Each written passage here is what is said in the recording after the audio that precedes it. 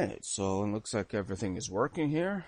I got the monitor right here, and that looks okay. So let's get this discussion started. So there are a lot of different conventions out there. There's your Comic-Con, there's your Anime Con, there's your Steampunk Con, Sci-Fi Con for that matter. The big ones like San Diego and New York. Then you have the small college-run conventions. All different varieties of people getting together and having a good time. So let's say you want to start yours. Well, there's a lot of things to consider. So do you want to be funded with your own initiative? You know, you got to make sure that you got a pretty decent credit score if you're going that way. Most of the time, you know, even if you have a really good business plan, if you're looking to get support from like banks or whatever, all they care about, like, will we get our money back? You know, some of them might not be hip to the idea of making a convention with Joe Schmo who only has a credit score of 600. But there's a lot of different conventions, and one of the things that you would have to think about is what month and perhaps what day or days you would want to make your convention on. Do you want to team up with a charity, you know, bring some exposure to your favorite charity? I say if you want to go that way, you know, there's different options available to you. You can run it inside of a school. You know, you probably won't even have to pay anything for that. Or if you want to be a little bit more with the school, you have the gymnasium. That's probably a very decent size. You know, you fill a whole bunch of tables there, not have to worry about you know, fork it over too much of a cost.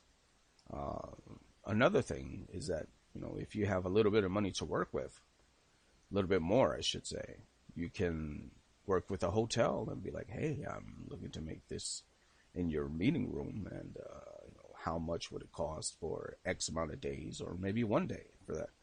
And there's also a website that's out there that has the list of all the different conventions. Well, at least the ones that sign up for okay, this one's taken up this weekend, and this one's also this weekend, so you can see what else is around. There's so many different ones already out there, but if you want to make yours and you feel that it's a good idea, you want something, you know, an event underneath your belt, then hey, go for it wisely. That's all I say. So I'm not just talking for my own entertainment.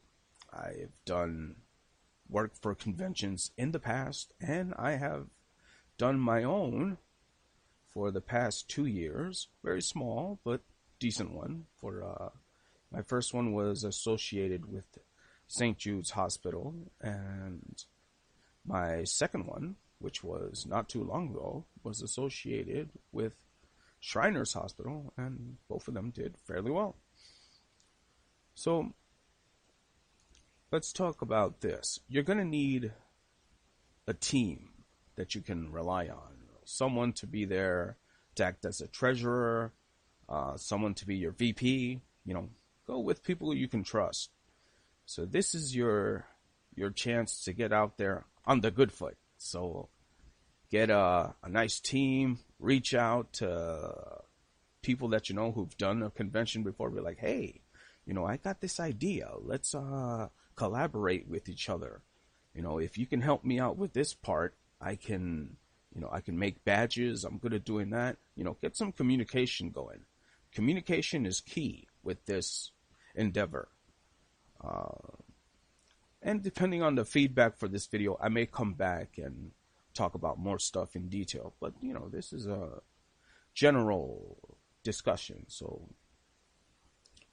I also want to say that here's one thing to consider. Sometimes, if you're focusing on one element alone, well, this brings to mind a convention that I went to many years ago that was only based on steampunk, and they had a good year, but only 1 year, and I knew it. The attendees was kind of light, so I was like, you know what, this place is probably not gonna make it because there's not enough of people here to support it. And if that happens, hey, at least you tried. It's not guaranteed that every convention is gonna make it their first year. Sometimes you get very lucky, and sometimes you don't. So here's another thing. If you want to make this into a business, think about what you want to do. Do you want to make it for profit, therefore go through the hassles of making your own LLC? Or do you want to make it non-profit and then have to go through, other different hassles?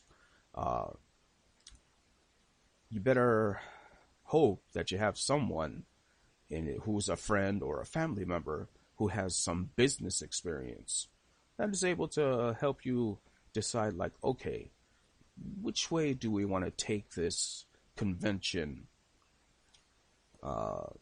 path? So another thing is, do you have a name for your event? Because oftentimes, a cool name, but like, hey, did you hear about so-and-so? This is Fantasticon, or let's see, what else? What else could be a good name? In Your Face Con, there's, call it whatever you think is cool. Oh yeah, and make sure it's not taken. The internet is your friend. You could look them up. There's plenty of websites out there that already show different conventions that are out there. But I think that I've talked enough for now. A little brief overview. I hope that I captured at least all of the bullet points. And if you have any questions, and if you're still thinking that, hey, this is good, I really want to get into this, well then, more power to you. And yeah, you can talk to me. You can leave a comment down below, and we can get this discussion going, because I think that conventions are very fun, and when done correctly, they can have a lasting impression on everyone's mind, and hopefully these people will come back and have a good time. So next time on this discussion about, so you want to do your convention, I think I'll talk about guests, acquiring people to do panels for your convention, stuff like that. More of the gritty work into how to make these things happen. So thank you all for watching the video. This is Ginyu 2007 saying peace. Alright. Good luck to all you convention con chairs. I hope to hear about your endeavors very soon. Yeah!